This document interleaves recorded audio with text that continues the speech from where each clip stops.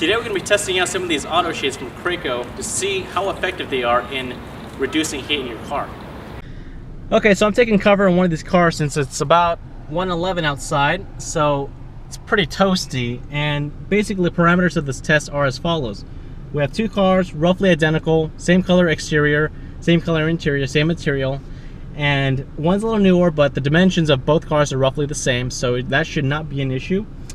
So essentially what's going to happen is the control car is going to go unprotected, and in the test car, which I'm sitting in right now, we're going to put up a sunshade to see how well it mitigates heat. So we're going to be testing air temperature of the interior and also surface temperature of common surfaces that a driver might come in contact with. So we're going to be running the AC full blast for a couple minutes to equalize the temperature, so it's about what you would expect when driving around and reaching your destination. We're going to turn them off, and then we're going to see how fast the temperatures rise and how effective the sunshades are at mitigating the heat.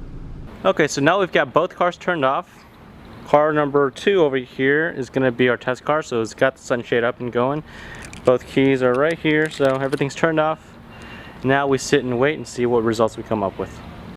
Looking at the numbers, it's safe to assume that auto shades or sunshades don't do too much in reducing air temperature inside a vehicle when in use. When looking at the control car and the test car, we found that both cars reached 130 degrees in a roughly the same amount of time, which was, in our scenario, 1 hour.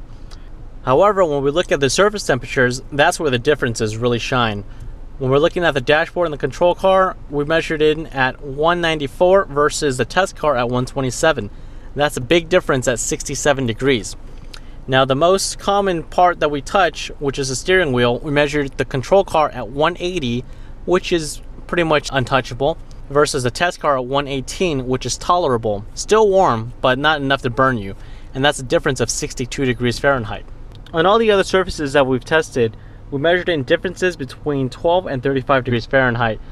While not as drastic as the dash or the wheel, they're both significant and definitely noticeable to the touch. It didn't perform in the original way that I thought it would, which was an overall reduction of heat when in use, but it does a really good job of keeping the surfaces nice and cool. One added bonus is that it protects the interior of your car from UV rays, which would prolong the life of your interior over time. I would personally run these myself, but that decision is ultimately up to you. Hopefully with the help of this video and other resources, you're able to come to your own conclusion.